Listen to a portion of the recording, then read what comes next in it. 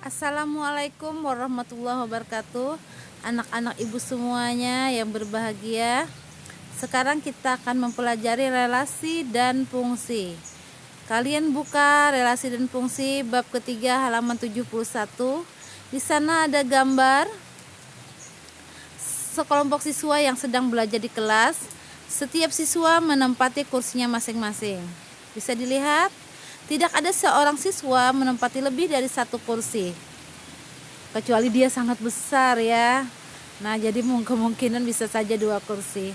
Akan tetapi satu kursi panjang dapat ditempati oleh lebih dari satu siswa. Misalnya kayak kursi kalian di depan kelas. Masih ingat? Nah, kan bisa ditempati beberapa orang.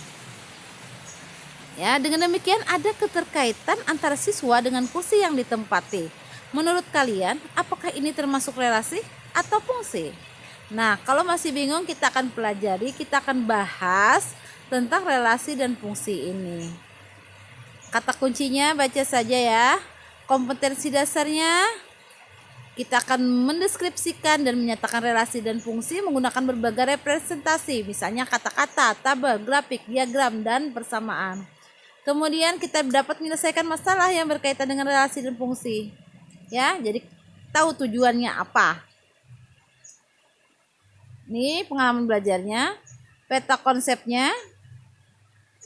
Jadi, nah peta konsepnya, penemunya namanya adalah Galileo.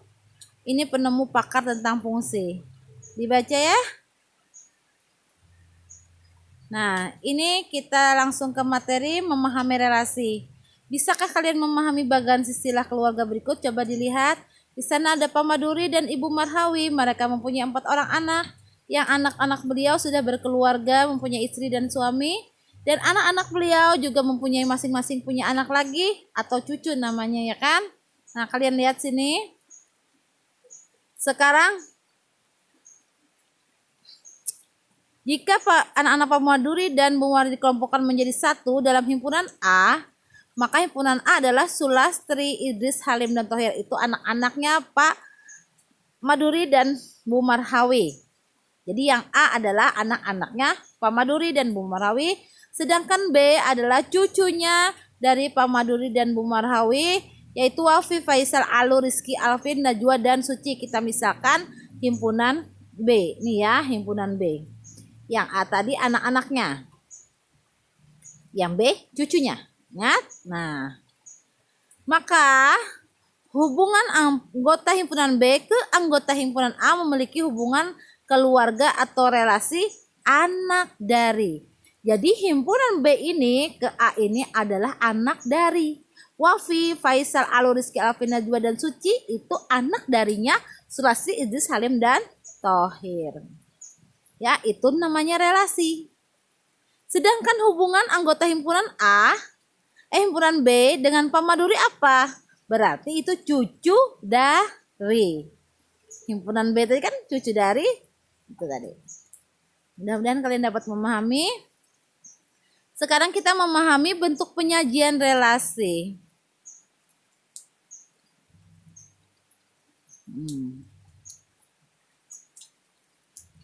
Memahami bentuk penyajian relasi. Ini tadi ada siswa tadi. Yang kedua masalahnya ada makanan. Wow, makanan. Abdur sedang berulang tahun yang ke-13. Ia mengajak teman-temannya yaitu Ahmad, Rahmat, Herman, dan Jaini pergi ke rumah makan Pak Asari. Menu yang disediakan rumah makan Pak Asari: soto, rawon, bakso, nasi goreng, rujak cingur, dan sate.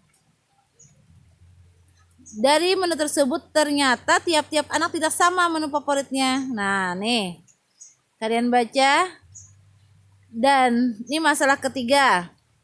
Masalah ketiga ini adalah 5 siswa yang mempunyai kegemaran olahraga berbeda-beda ya. Nah, dari ketiga masalah tadi kita dapat menyelesaikannya dengan 3 cara. Pertama, bisa dengan diagram panah. Kedua, dengan himpunan pasangan berurutan. Yang ketiga, dengan diagram Kartesius. Ayo kita amati, kita akan melihat diketahui himpunan A 1, 2, 3, 4 dan himpunan B A, B, C. Pada tabel 3.1 ditunjukkan bahwa dari himpunan A ke himpunan B yang dinyatakan dalam bentuk diagram dan himpunan pasangan berurutan. Kedua bentuk itu merupakan relasi. Coba kalian lihat, ini merupakan relasi ya. Kalau seperti ini, namanya diagram panah. Ini himpunan pasangan berurutan ada kurung kurawal. Nah, ini adalah relasi. Ya. Nanti bedakan apa itu fungsi. Dah? Ya, kalian pahami. Caranya tadi mengerjakan ada 3. Ada diagram panah itu seperti ini. Ada panah-panahnya. Oh, busur cinta. Nah, kemudian ini diagram kartesius. Seperti ini. Kalau ini himpunan pasangan berurutan seperti ini. Untuk diketahui kalau diagram kartesius itu kalau bentuknya angka, ini dari yang rendah sampai yang tinggi, yang rendah sampai ke sini yang tinggi.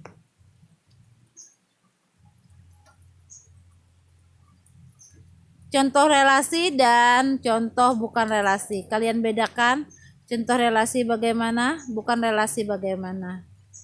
Ya. Artinya contoh relasi itu ada himpunan hubungan antara himpunan A ke himpunan B. Kalau bukan relasi misalnya 2.2 kan tidak ada panah kemananya. Nah, lihat nih. Ini bukan relasi berarti. Apalagi nih yang ada angka-angka. Nah, ini bukan relasi. Ya. Mengapa nomor, nah nih, apakah himpunan A selalu dipasangkan dengan himpunan B? Ya. Perhatikan contoh relasi nomor 8. Mengapa nomor 8 termasuk contoh relasi? Nah, nih. Karena dia himpunan kosong ya. Nah. Dah, ini relasi.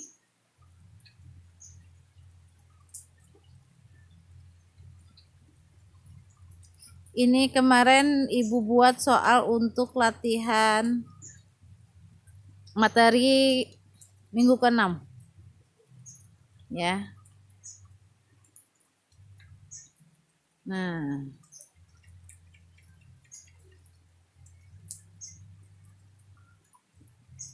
Nah, ciri-ciri fungsi.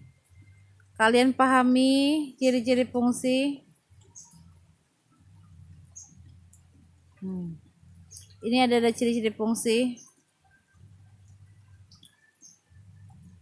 Memahami ciri-ciri fungsi. Fungsi itu adalah salah satu konsep penting dalam matematika. Dengan mengenali fungsi atau hubungan fungsional antar unsur-unsur matematika, kita lebih mudah memahami suatu permasalahan dan menyelesaikannya.